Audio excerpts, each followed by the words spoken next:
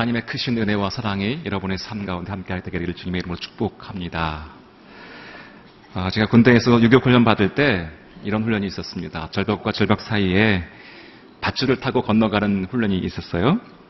한 100m는 될 만한 아주 높은 절벽이었는데 절벽과 절벽 사이에 밧줄을 설치하고 기어서 건너가는 그런 훈련이었습니다. 정말 위험한 훈련이었어요. 조교가 하는 것을 보면서 나는 저것을 하면 죽을지도 모르겠다라고 두려워했던 기억이 납니다. 저는 거의 초죽음 상태에 이르렀고 내가 과연 저것을 할 수 있을까 고민했던 것 같아요. 그런데 정말 제 차례가 와서 제가 그것을 하면서 신기한 경험을 했습니다. 제가 죽지 않고 살아서 한 50m는 좁게 될 만한 그 밧줄을 제가 당기면서 건너가고 있는 거예요. 저만 한 줄 알았더니 한 500명 되는 부대원들이 다 그것을 너끈히 해내는 것이었습니다. 한 명도 안 죽었어요. 왜 그럴까? 왜 그렇게 위험하고 처음 봤을 때는 아무것도 할 수 없을 것처럼 보였던 그런 것인데 다 감당할 수 있었을까? 아마 우리 안에는, 인간 안에는 죽고 싶지 않은 본능이 있기 때문인 것 같습니다. 인간에게는요, 반드시 살아야 한다라고 하는 본능이 있습니다. 죽고 싶지 않은 거예요. 죽고 싶지 않기 때문에 무엇이든지 그것을 위해서 투자합니다. 중국의 진시황은 죽고 싶지 않았기 때문에 멀리 동쪽으로 불로초를 구해오라고 말했던 것이죠. 그는 불로 불사, 늙지도 않고 죽고 싶지도 않았던 것입니다. 암살당하고 싶지 않아서 무려 270기가 넘는 그런 궁전을 지었다라고 합니다. 지하에 도시를 만들어서 숨어서 살았습니다. 전 세계를 호령했던 위대한 황제였지만 그 역시 죽음 앞에 가장 작은 존재였던 것이지요. 그는 50세의 젊은 나이에 죽음을 맞이하게 됩니다. 죽었습니다.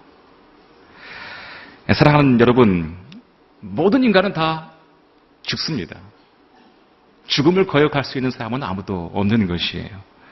아무리 위대한 일을 했건 보잘것 없는 인생을 살았건 그 사람 다 죽습니다.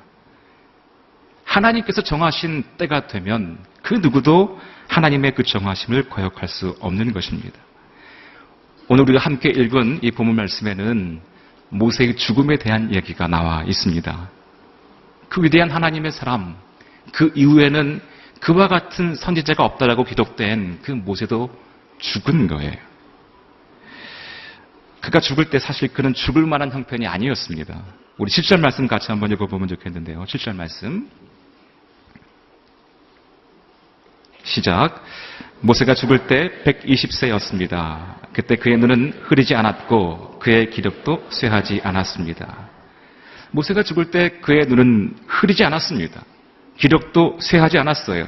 충분히 더 많은 일을 할 수 있는 형편이었습니다. 건강하고 지혜로운 상태였습니다. 인간적으로 볼 때 도저히 리더의 자리에서 물러날 만한 상황이 아니었습니다. 그런데 하나님께서 부르십니다. 올라오라고. 그러나 아무런 대꾸 한번 하지 못하고 하늘로 올라가야만 했던 것입니다. 모세에게는 평생 기도 제목이 있었어요.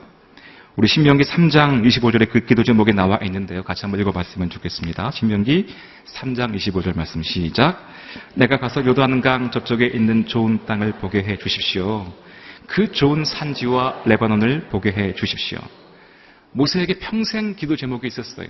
기도할 때마다 그것을 생각했을 것입니다. 하나님, 저 그 땅에 가고 싶습니다. 하나님 약속하신 그 땅에 들어가고 싶습니다. 여러분, 제가 생각해 봤어요. 모세가 이기적인 마음 때문에 자기의 욕심을 채우고 싶어서 가나안 땅에 들어가고 싶었을까요? 저는 아니라고 생각합니다. 아마 그는 하나님의 뜻이 이루어지는 그것에 동참하고 싶었을 거예요.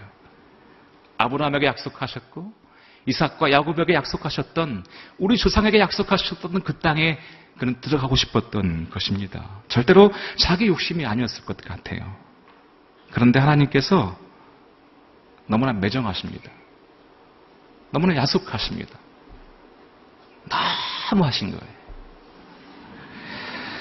여러분, 우리가 특세를 2007년부터 했는데요. 2007년부터 어떤 분들은 40일 특세를 완주하시면서 퍼즐 붙이고 성경책 받고 경배와 찬양책 받고 집에 막 성경책이 3권씩 4권씩 경배와 찬양책이 막 그런 거 있으시면서 아마 7년 동안 계속해서 한 가지 기도 제목을 가지고 기도했는데 그 기도 제목이 이루어지지 않으신 분들이 있으시죠.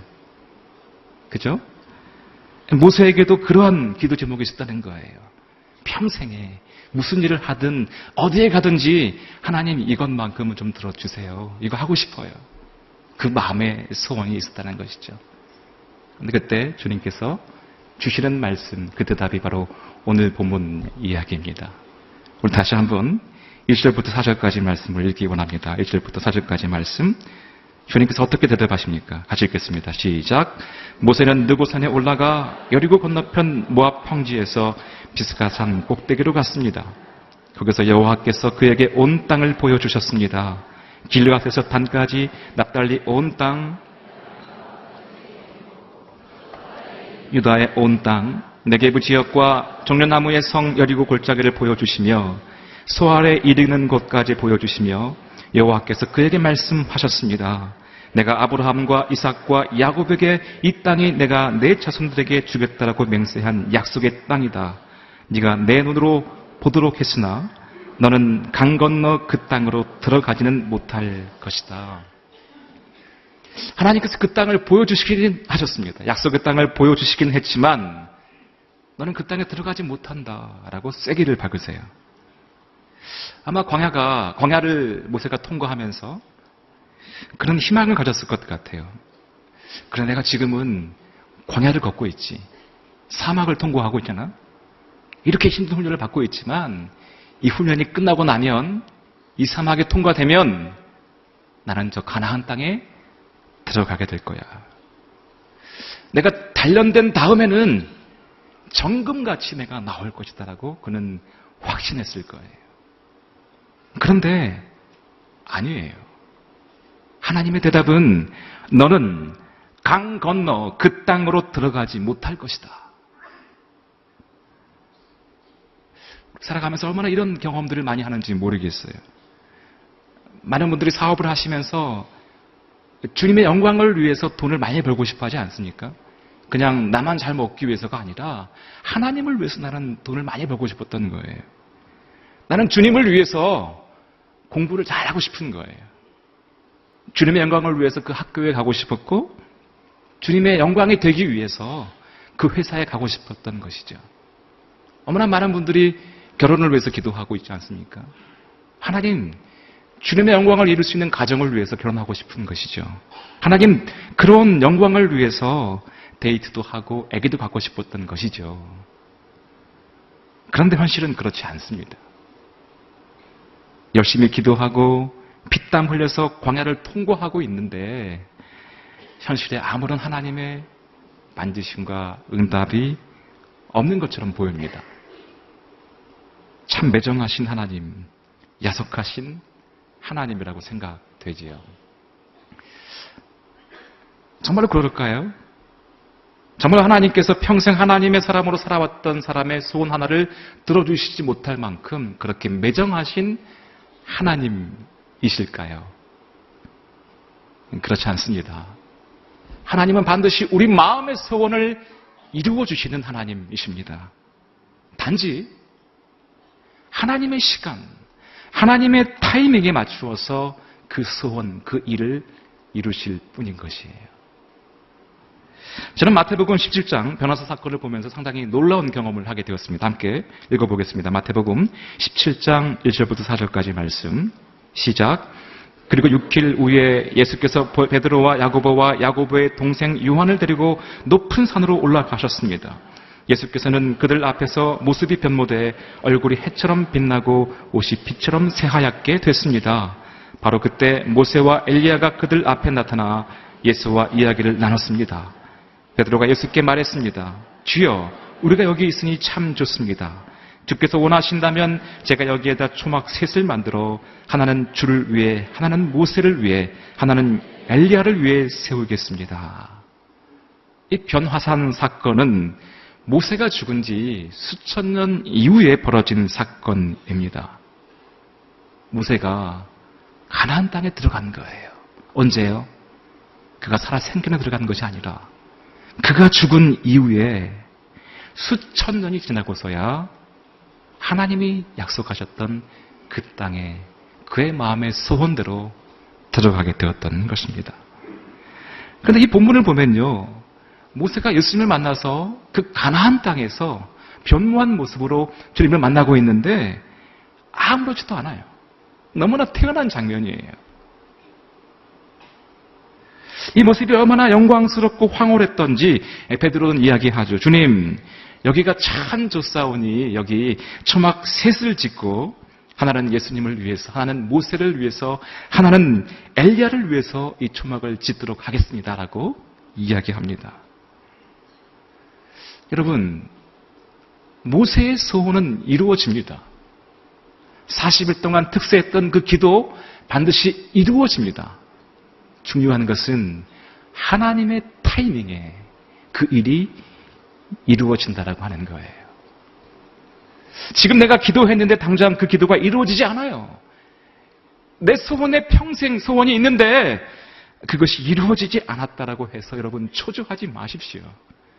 왜냐하면 하나님은 초월하시는 삶과 죽음을, 시간과 공간을 초월하시는 하나님이시요. 그 예수 그리스도를 믿는 우리 모두는 죽음을 초월하는 사람들이기 때문입니다. 우리는 삶과 죽음을 초월하도록 지음받은 하나님의 사람들입니다. 성경은 예수 그리스도의 피와 살을 먹은 사람들에게는 영생이 있다라고 선포하고 있습니다. 여러분, 우리에게 영원한 생명이 있는 거예요. 나는 부활이요 생명이니 나를 믿는 자는 죽어도 살겠고 무릇 살아서 나를 믿는 자는 영원히 죽지 아니하리니. 살아서 예수 그리스도를 믿고 있는 우리는 영원히 죽지 않는다는 거예요. 우리는 영원히 죽지 않습니다. 죽어도 살아요. 우리의 인생은 죽음을 초월하는 인생인 것입니다. 여러분, 서로 싸울 때요, 자기 살겠다라고 싸우는 사람 별로 안 무섭습니다.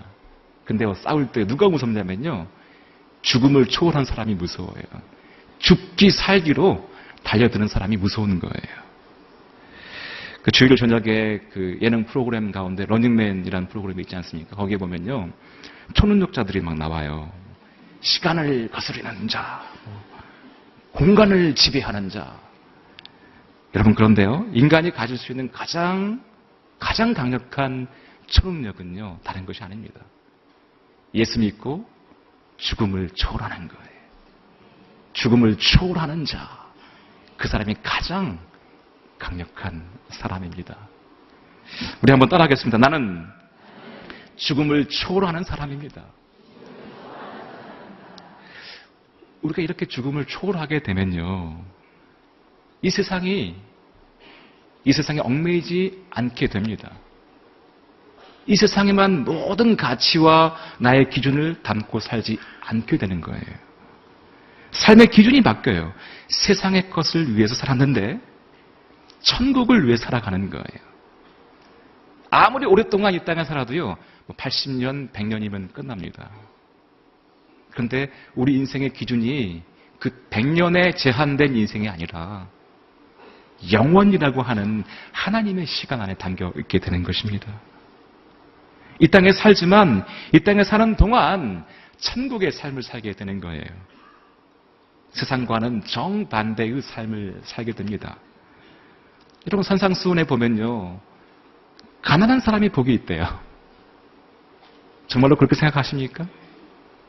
만약에 이 세상에 가치를 두고 있는 사람이라면, 이 세상의 영화를 누리겠다라고 생각하는 사람이라면요, 가난한 자가 복이 있다는 것을 받아들일 수 없지요. 애통하는 자가 복이 있고, 의를 위해서 핍박받는 자가 복이 있고, 손해보기를 즐겨하는 사람이 복이 있다라고 말씀하십니다. 왜 이러한 삶을 살게 될까요? 영원한 삶에 대한 가치를 갖게 되니까 넉넉히 양보하고 손해보는 삶을 살게 되는 거예요. 여러분, 가나안 땅을 눈앞에 두고서 모세가 그 땅에 들어가지 못할 이유가 뭐가 있겠어요? 바로 눈앞에 가나안 땅이 보이고 있거든요. 아마 그 거리가요, 저 남산 위에서 여의도 정도 바라보는 그런 정도 거리였을 거예요. 저 같으면요, 평생 가고 싶었던 땅이니까 그냥 갔을 것 같아요. 새벽에 몰래 갔다고 회개했겠죠. 주님, 정말 갔다 오고 싶었어요. 꼭 한번 밟아보고 싶었어요. 그런데 오늘 본문에 보면 모세가요, 안 갑니다. 너무나 당연히 안 가요. 그렇게 평생 그것을 소원하는 기도 제목을 가지고 있었지만 그 땅에 안 가요. 바로 눈앞에 보이는 그 땅을 들어가지 않습니다. 젊었을 때는 그 땅에 한번 가보는 것이 소원이었는데 인생의 말년이 되었을 때 그 땅에 가는 것 전혀 관심이 없어요. 왜요? 그는 죽음을 초월하는 삶을 배운 거예요. 그래서 인생에 대한 기준이 달라진 것입니다. 여러분, 예수님께서 베드로에게 이렇게 말씀하시죠. 너가 젊어서는 네가 가고 싶은, 네가 원하는 곳을 갈 수 있다. 갔다. 그런데 나를 더 사랑하면 사랑하게 될수록 나를 사랑하게 된 이후에 너는 너가 원치 않는 곳으로 끌려다닐 것이다. 여러분, 베드로가 힘들었을까요? 베드로가 괴로웠을까요? 아니죠. 그는 주님을 사랑하는 가운데 죽음을 초월하는 인생을 배운 거예요. 그래서 괜찮습니다. 주님을 위해서 기꺼이 손해보고 희생당할 수 있는 거예요. 지난 겨울에 제가 IT라고 하는 곳을 다녀왔습니다. 세계에서 가장 못 사는 나라 중에 하나이죠. 그곳에 가면 시티 솔레라고 하는 시티 솔레, 세계 3대 우범 도시가 있어요. 그곳에 가면요, 수십 개의 갱단들이 있습니다. 갱단들이 매일같이 총싸움을 하고 있는 그런 곳이에요. 영화에 나오는 그런 일들이 그곳에서 지금 펼쳐지고 있어요. 그런데요, 그곳에 선교사님들이 들어갑니다. 들어가서 복음을 전하고 그 갱단들 예수 믿고 돌아오는 일들이 있어요. 아직까지 여전히 그 갱단 조직에 수속되어 있지만 예수의 복음을 받아들이고 주님으로 인해서 변화되고 있는 그런 일들이 그곳에 있어요.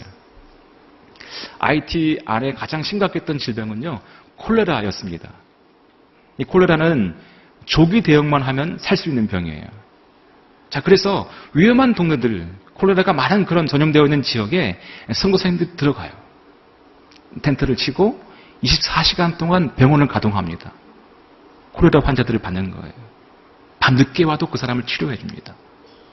여러분, 전염병이라는 게 뭐예요? 전염될 수 있는 병이죠. 그 지역에 들어가면 내가 전염될 수 있는 거예요. 그런데 자기의 목숨을 개념치 않고 그 땅에 들어가는 것이죠. 왜요? 왜 손해봅니까? 왜 희생합니까? 무엇 때문에? 죽음을 초월하는 거예요. 죽음을 초월했기 때문에 나는 살아도 주님을 위해서, 죽어도 주님을 위해서 산다라고 하는 그 확신이 있기 때문에, 나는 십자가와 부활을 통과하였기 때문에, 나는 결코 죽지 않기 때문에 주님을 위해서 손해보고 세상의 계산에 사로잡히지 않게 되는 것이죠. 저는 이것이 예배라고 생각합니다. 영어로 예배는 worship이죠, worship. 이 worship은 뭐예요? words예요, words. 가치를 발생시킨다는 것입니다. 가치를 발생시킨다, 쉬운 말이 아니에요. 어려운 이야기예요. 피곤한 이야기예요. 가치가 발생되려면요, 뭔가 손해봐야 하는 거예요. 뭔가 희생해야 하는 거예요. 주님을 위해서 손해를 보고 희생할 수 있는 그것이 예배인 것이죠. 뭔가 편하게 보이게 하고 화려하게 보이게 하고 있어 보이게 하는 것이 예배가 아닙니다. 주님을 위해서 손해보려고 할 때, 그때 진짜 예배가 있는 거예요. 이 IT 아웃리치를 가서 돌아오는데요, 저희 멤버 중에 한 명이 비행기를 못 탔어요. 자매님 한 분이 비행기를 못 탔는데 미국에 돌아오려면은 미 정부에서 승인을 해줘야 돼요. 근데 컴퓨터가 계속 오류를 일으켜서 자매님 한 분이 비행기를 못 타게 된 거예요. 분명히 항공사 명단에는 있는데 미 정부에서 나오는 그 퍼밋이 떨어지지 않은 거예요. 자매님 혼자 남은 상황에서요. 저희가 너무나 마음이 아팠어요. 제가 남고 싶었지만 나머지 19명의 집체들이 있었기 때문에 그들을 통솔해서 갈 수밖에 없었고 저희 팀들에게 부탁했어요. 누가 이 자매님을 위해서 함께 남을 수 있겠냐라고.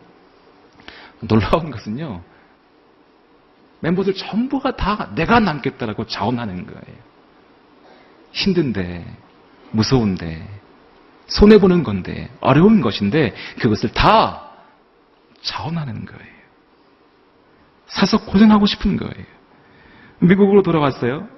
뉴욕 공항에서 트랜스포를 하는데 이번에는 저희 멤버 중에 2명이 오버부킹이 됐다라고 해서 LA로 가는 비행기를 타지 못하게 되었습니다. 다 비행기를 타고 떠나면 되는데 2명이 못 탔어요. 알아보니까 2명이 오버부킹 때문에 들어오지를 못한 거예요. 티켓은 가지고 있는데 비행기 안으로 들어오지 못하게 되었습니다. 그때 저희 팀 한 자매가 승무원에게 열심히 설명했어요. 우리가 팀이고 멤버이고 그런데 이미 만석이 된 비행기 안에 그들을 들여보낼 수가 없었던 것이죠. 근데 이 자매님이요. 남게 된 2분의 지체에게 전화를 걸었어요.